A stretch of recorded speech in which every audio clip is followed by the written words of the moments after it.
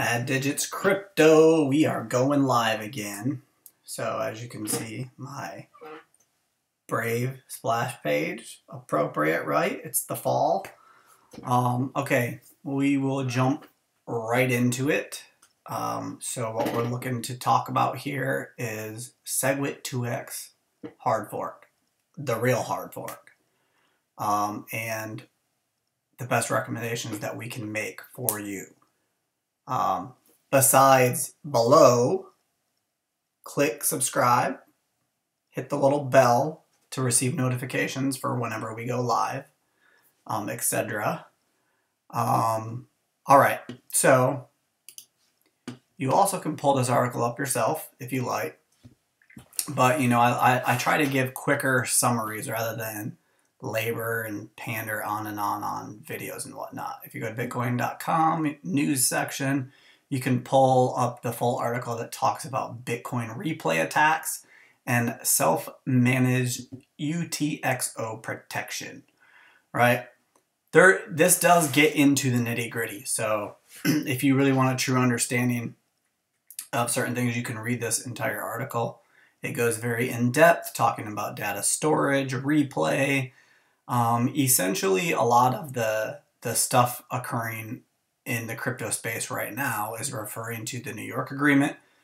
Previous video posted about Segwit2x, right?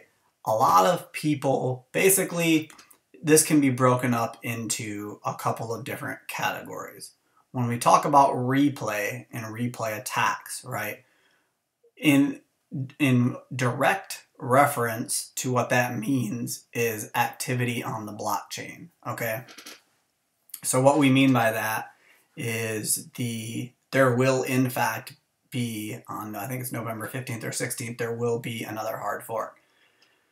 It was predetermined at that New York Agreement conference that already happened months ago that 3 months after Segwit was activated on the main Bitcoin blockchain, that Segwit2x basically blockchain or block size expansion, making it bigger so more transactions can fit per block on the blockchain, right? So, you know, make sure you guys understand blockchain technology. I've linked a lot of sites. I try to talk about as much sites as I can. That way you are all informed. You know, you guys can private message me, like MadDigits on Instagram, Facebook. I also have a Steemit account, which is in beta mode still. You know, Steemit is beta mode. I do like it, but that's basically because they pay you in Steem content, another cryptocurrency. Back to replay protection. So the blockchain split occurs, right? If you are transacting on the blockchain during a split, you are creating a lot of risk for yourself. That's replay protection, right? Nobody knows essentially what will become mainstream adoption, right? To summarize it, essentially, my opinion, you know, we're talking about blockchain technology, Bitcoin being the original blockchain technology, right? Essentially, it's like you can think about it as 3 branches of government, if you will. Okay, you have the mining community, you have the users, which I basically just view myself as a user. I don't personally mine Bitcoin. And then you have the programming community, the people that actually create the code for blockchain and whatnot, right? Giant algorithm, the ledger, all of it maintained on the blockchain, right? Well, those 3 separate things can be compared to, I like to compare it to a democracy. So the United States, right? You have 3 branches of government. You can also, you know, apply that here. Basically what we're talking about, right? The 3 separate things, people don't agree. That is what is creating these hard forks. Miners can't agree with the programmers. So basically, as this becomes mainstream, as cryptocurrencies become mainstream, you know, people can say whatever they want. You create an ICO, it rides on the back of Bitcoin, period. That's how you get there. You know, Bitcoin does well, Ethereum does well, Litecoin, they're stable. They're all, I guess you would say, stable, but it all rides on the back of BTC. Okay, what you have to worry about here with this replay protection, if you are transacting while the fork is actually occurring, you incur a bunch of risk, right? And what I mean by that, essentially, a lot of this churn, in my opinion, is created by day traders, And there's nothing wrong with that. If you're day trading cryptocurrencies, if you sit in front of a computer all day, I understand your frustration. But to be honest, my personal opinion, the best thing you can do, which is actually listed at the bottom of this article, right? What methods do you know? Okay, basically right above that, right? They always ask these questions at the bottom of Bitcoin.com. So last but not least, probably the best method of all is waiting out the Bitcoin fork until it's 100% complete and everyone is assured things are settled. If you don't really need to transact with Bitcoin, it's probably better to wait until the fork is done. Do some research after the fork on the current state of each network before transacting. So, like it says here, play it safe, be patient, investigate the results on the fork, proceeding to send. Most places have went with the logical method, right? Obviously, those people that were at the New York agreement are very strong on Segwit2x, making the blockchain larger.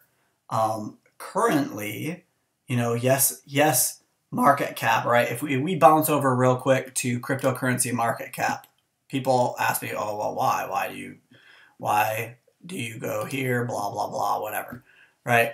It's important to know what the entire market is doing. And I personally feel that CoinMarketCap gets it right.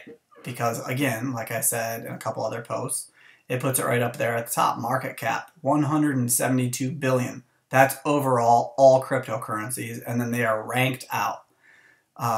Number one currently is, of course, Bitcoin. And we are, again, approaching we're right under the $100 billion cap right now. We are at 99.2 billion. The volume in the last 24 hours is sitting around 2 billion. And the circulating supply is 16, what do we got? 16.6 million BTC. So it has basically changed in the upward direction, 7.7% in the last 24-hour period. Ether's behind it. It's got a 28.4 billion market cap. I mean, there's a lot of interesting things happening in the crypto space, but at the end of the day, you have Segwit2x, obviously New York agreement supporters. That is the chain that they are going to support. But the main thing, the main principle behind the main blockchain, BTC, Bitcoin, they aren't going to adopt the Segwit2x unless it's the entire mainstream. So, once it becomes mainstream, then it will just simply still be BTC. If this other, like everything, its two predecessors now, Bitcoin Cash and Bitcoin Gold, both of them can be viewed as altcoins. I know people take it personally. I see right here, Bitcoin Cash, it's number 4, 5.6 billion.